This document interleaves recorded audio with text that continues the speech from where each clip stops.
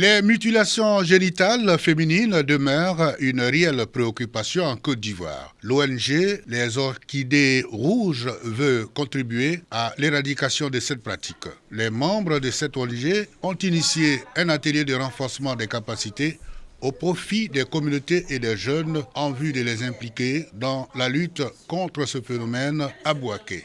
Le bilan, il n'est pas vraiment reluisant parce que nous sommes jusque-là à 36,7% des cas et c'est vraiment énorme. On vient renforcer leurs capacités pour leur donner aussi les outils pour pouvoir prévenir. Et lorsque aussi, malheureusement, quand il y a des cas, qu'est-ce qu'il faut faire? Où il faut se référer? Mettre fin au silence, mobiliser les jeunes et les communautés pour lutter contre les mutilations génitales féminines. Tel est le thème des travaux de réflexion. Nous rencontrons des patientes qui viennent et que ces femmes sont dans ces cas.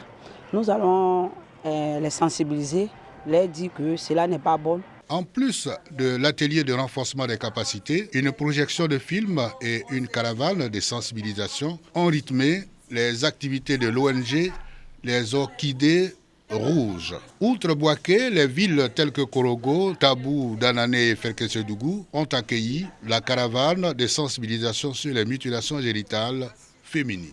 On dit stop.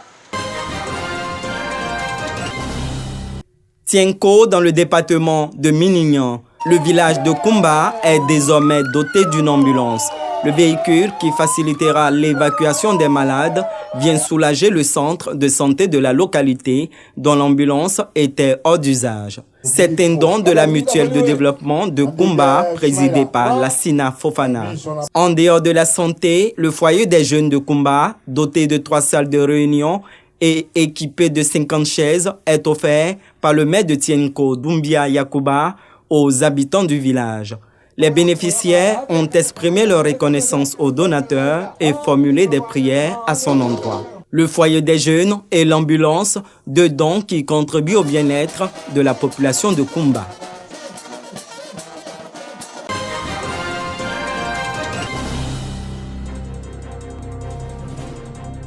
Au quartier Tazibo 2 à Daloa, un tournoi de football maracana regroupant les jeunesses de la cité des Antilopes, des élèves et étudiants, des jeunes de divers milieux exerçant quelques activités ou sans emploi se retrouvent toutes les après-midi durant la période des vacances scolaires et communiant autour du ballon rond sur un terrain de petits poteaux.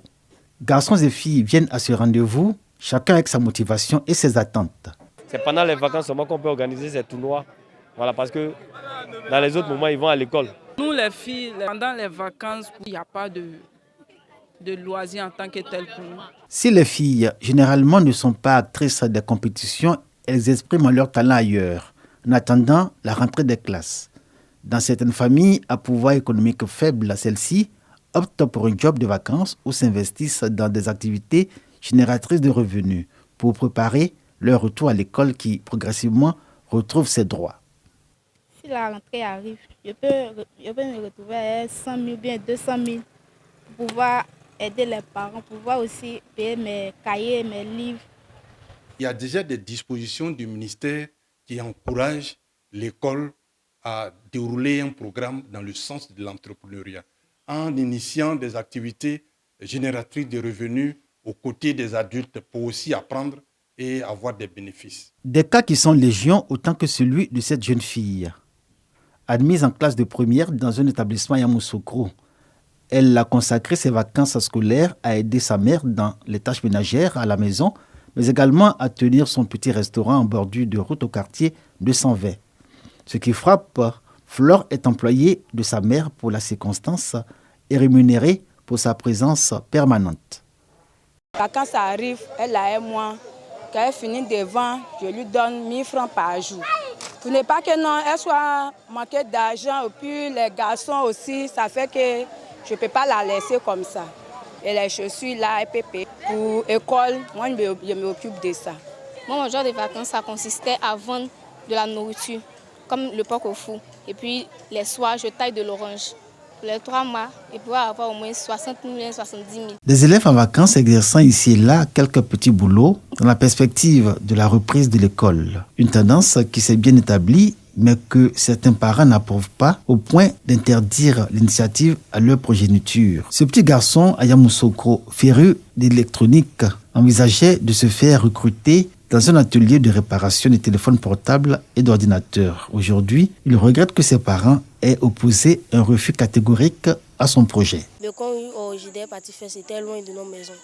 Le transport pour partir pour venir, donc c'était des dépenses. Il a dit qu'il ne peut pas. Donc pour l'année prochaine, quand on fait coordonner maçon et menuisier. L'école doit, tout en éduquant l'enfant, il faut également lui apprendre à manier l'outil, à manier également quelque chose de ses 10 doigts pour qu'il ne soit pas perdu quand il sort du système. Mais avec les initiatives au niveau de l'entrepreneuriat, il peut se prendre en charge en espérant, s'il le veut, trouver un boulot meilleur. Nous sommes dans un campement dans la région de Daloa. Aux côtés de leurs parents, des élèves qui ont mis à profit leurs vacances pour s'adonner à des activités agricoles, loin du tintamarre de la grande ville. C'est une tradition que bien de parents, même en ville, et fonctionnaires perpétuent. Apprendre à cultiver, à semer du maïs, le gombo, quelquefois même m'aider à planter les rejets de bananes. Ça, nous avons hérité de nos parents, on ne peut pas les laisser comme ça, sans les occuper. La présence des élèves au village et dans les champs n'est pas subordonnée à un besoin financier. Ici, s'exprime leur vocation agricole et leur attachement à la terre. Les vacances leur offrent l'occasion d'entretenir ce lien fort, mais surtout maintenir et consolider leur amour de la terre. Ils auraient pu rester en ville pour leurs vacances, mais leur choix s'est porté sur le retour au village. Ils sont conscients que leurs parents sont en train de débourser de l'argent pour les soutenir, pour leur réussite. Ça, c'est une très bonne chose. Il y a des amis qui ont décidé de rester en ville pour faire autre chose là-bas, pour se débrouiller, pour qu'à l'entrée, ils puissent avoir quelque chose. Mais nous avons décidé de venir au village pour aider les parents. À la rentrée, les parents puissent avoir quelque chose pour nous inscrire à l'école. Le secteur agricole a lui aussi ses vacanciers. Il y a ceux comme ces deux jeunes garçons qui sont l'illustration de ce que le retour à la terre vaut toujours son pesant d'or. Il y a aussi ceux comme ces jeunes de Garango dans la région de la Maraoué qui tirent profit du dynamisme de ce secteur où les produits vivriers offrent l'occasion à ces actrices d'atteindre l'autonomisation pour leur relèvement économique. Aux femmes du vivrier, ils prêtent leurs services moyennant rémunération. Tout calcul fait, c'est un beau pactole qu'ils ont pu se faire durant les vacances. Je me retrouve ici pour me débrouiller un peu pour pouvoir m'en sortir à la rentrée scolaire pour pouvoir payer mes fournitures. Je peux gagner 2 000 par jour, 3 000 par jour, ça dépend. Au lieu que l'enfant va aller voler, il va aller se mettre dans un autre groupe qui n'est pas bon pour nous les parents. Tu peux encourager cet enfant. Moi, je ne les laisse pas durer ici parce qu'il va aller étudier pour que son école va de l'avant. En ville, dans les villages, à Mosée-Campement, chaque élève aura vécu sa période de vacances. Que ce mois de septembre commençant vient y mettre un terme. Dans le silence de sa conscience, chacun en tire un bilan, non sans penser à la rentrée des classes. Le retour à une autre réalité qui va réunir tous les acteurs de l'école.